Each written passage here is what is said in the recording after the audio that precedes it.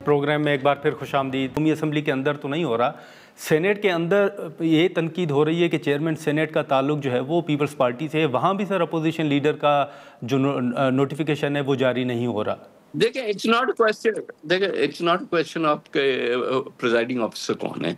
सवाल ये है कि ये हुकूमत का एक स्टांस है। हुकूमत ये पोजीशन ले रही है कि क्योंकि अभी चैलेंज है कोर्ट में, फॉर एग्जांपल उमर अयूब की जो मेंबरशिप जैसे वो डिसलॉज हुए थे, हालांकि वो भी अब तो मेरा ख्याल मामला कवर हो जाना चाहिए, क्योंकि बाई इलेक्शंस भी हो गए हैं और रिजल्ट्स भी आ गए हैं। और इसी तरह से सेनेट में है, तो ये मैटर्स अभी तक सब जुडिस हैं। लेकिन मेरा ख्याल है कि इन हीलो बहानों पे हमें नहीं जाना चाहिए और हमें ये नोटिफिकेशंस कर देनी चाहिए।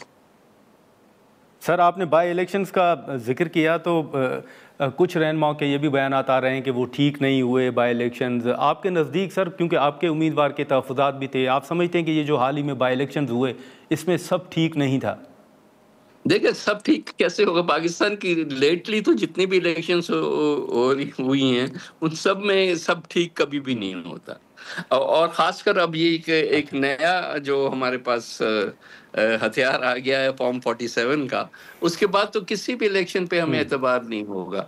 सो no matter what we do, जो भी शफाफियत रिफॉर्म्स ये वो करते हैं, आखिर में अगर इलेक्शन घर बैठिए डिसाइड हो जाना है तो फिर वाकई हमारी पूरी डेमोक्रेसी जो है वो अंडर चैलेंज आ जाती है। आई थिंक सब एस्टैब्लिशमेंट है, ऑपोजिशन है, सबको रास्ता निकालना चाहिए। ये मुल्क के लिए बेहतर नहीं होता कि आज आप किसी पे टैक्स लगा रहे हैं लेकिन उस इंतजाम ये लग रहा है कि इनके पास मैंडेट ही नहीं था कि ये लगाएं, and so on, so many other things.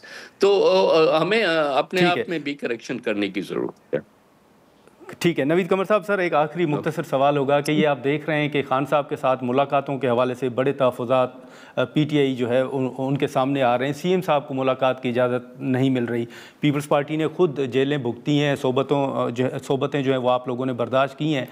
आप इस वक्त जो कुछ हो रहा है, आप मुतमईन हैं सर, या आप समझते हैं कि पीटीआई के तहफ़्फ़ुज़ात दुरुस्त हैं?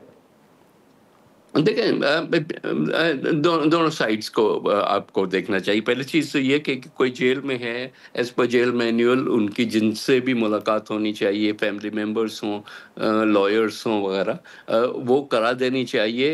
मैं खुद जेल में रह चुका हूँ, मुझे कब पता है कि कितनी अजियत का ये टाइम होता है। So there is no question, चाहे वो इमरान खान हो चाहे वो कोई और हो, ये किसी के साथ भी नहीं होना चाहिए।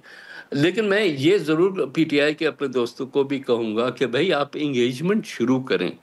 बैठ के सिर्फ अगर बंदे को ये मिल के एक वो लेने हैं इंस्ट्रक्शंस के हमने कब धरना देना है और कब मुल्क को जो है पैरालाइज कर देना है, तो उसके लिए भी तो आपको इजाज़त मिलना इतना आसान नहीं होगा ना। आप को सियासत करनी है तो सियासत करें। ये इससे थ्रेट जो पूरी सिविल लिबर्टी, मतलब बाकी लोगों की सिविल लिबर्टीज की बात है ना, कि जब आप दुकानें बंद कर देते हैं, जब आप धरना देते हैं, जब इकोनॉमी को आप जैम करने की कोशिश करते हैं, तो आप अपनी सिविल लिबर्टी को लेने के लिए बाकी लोगों की सिविल लिबर्टीज पे आप कदगन लगाते हैं। That should not happen. ठीक है सर, लेकिन ये जो बीच में सर कुछ रूमर्स थे खैबर पख्तूनख्वा के अंदर गवर्नर रूल के हवाले से, उन रूमर्स के बाद अब हुकूमत ने इस बात की तस्दीक की है कि हम संजीदगी से गवर्नर रूल की तरफ जाने पर सोच रहे हैं। क्या पीपल्स पार्टी गवर्नर रूल के हक में होगी सर? देखिए, first of all governance rule लगाना आपको इतना आसान काम नहीं रहा 18th अमेंडमेंट के बाद, पहले जरूर लगता रहता था। ठीक है, उसके लिए जो आपके पास तगदोच करनी चाहिए वो नहीं है, आपको रास्ते दूसरे ढूंढने चाहिए, बजाय इसके कि वो पुराने हथियार यूज करें जो कि अब नाकारा हो चुके हैं। ओके, चलें ठीक है। नवीद कमर साहब, बहुत शुक्रिया सर वक्त निकालने का, thank you so much. Naveed Qamar साहब की गुफ्तगू आपने सुनी। अब जो नोटिफिकेशन का मामला था उस पर उन्होंने बड़ा वाज़ेह अपना मौक़िफ़ सामने रखा। अब जैसे आज़म नदीर तारड़ साहब ने कहा कि जल्द नोटिफिकेशन आ जाएगा, अब देखना ये होगा कि कब तक इस पर पेशरफ़ सामने आती है। हम यहाँ पर एक मुख्तसर सा ब्रेक लेते हैं और ब्रेक के बाद जो NFC का मामला है उस पर मुज़म्मिल असलम साहब हमें ज्वाइन करेंगे।